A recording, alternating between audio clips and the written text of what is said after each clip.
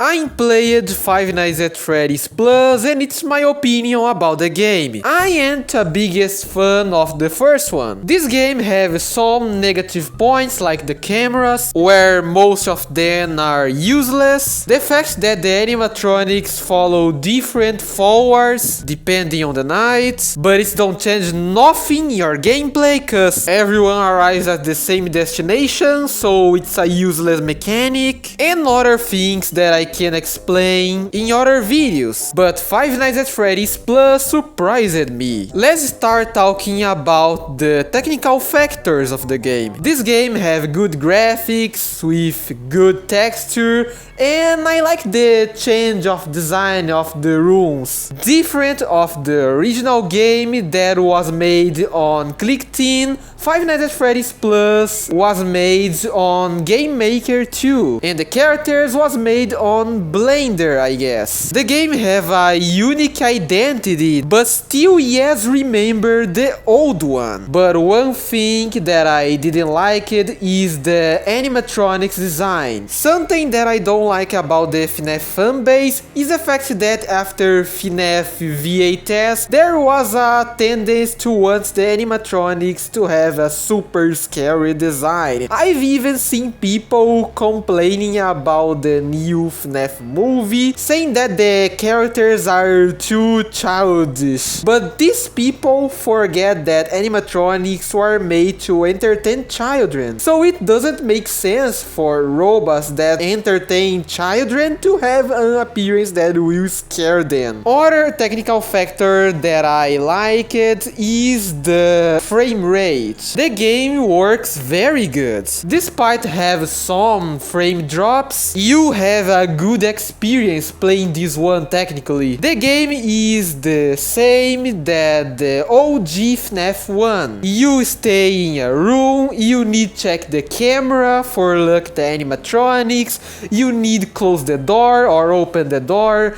you need use the flashlights, and you need pay attention in your battery. It's very basic, but FNAF Plus have some difference of the OG one. Firstly, the game is so hard than original game. For example, Foxy appears in the night one, different of the OG game when he just appears on night 2. Freddy appears on night 1 or night 2 like that, different of the OG game when he just appears in the night 3. The flashlight button and the doors button isn't together, different of the OG game. Your field of vision is smaller cause the room is bigger, and as the buttons are no longer close together, the time it takes to press the left flashlight button and go straight to the right one is longer than in the OG game, and this can end up costing you your life. Now Bonnie, for example, appears in your window, different of the OG game where he appear in your door, and when he appear in your window, have an animation. Furthermore, in some rooms the animatronics can advance towards the camera and give you a jump scare, so be prepared as several of my friends got scared because of this. Now when the Foxy appears running, your time to close the door is bigger than the OG game. And talking about Foxy, his jump scare is better,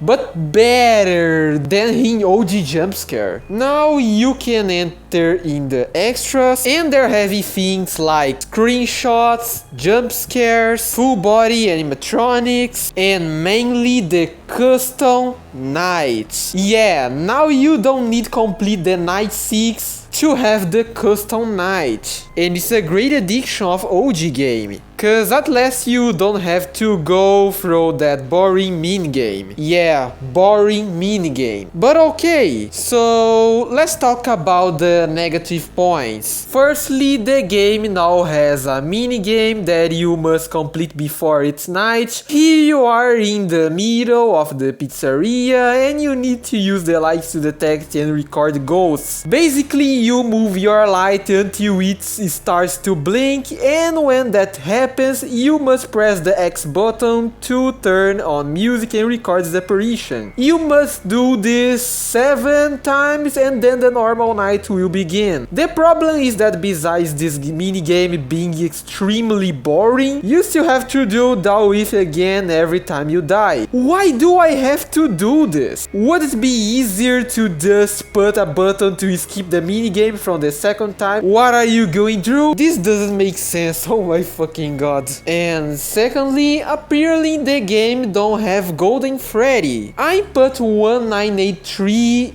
and 1987 in the cuss night and anything happened. At last the Springbone Easter egg school. In resume, Five Nights at Freddy's Plus, despite having negative points, still is an incredible game. And to me, a person who doesn't really like the OG game, FNAF Plus is better than FNAF 1.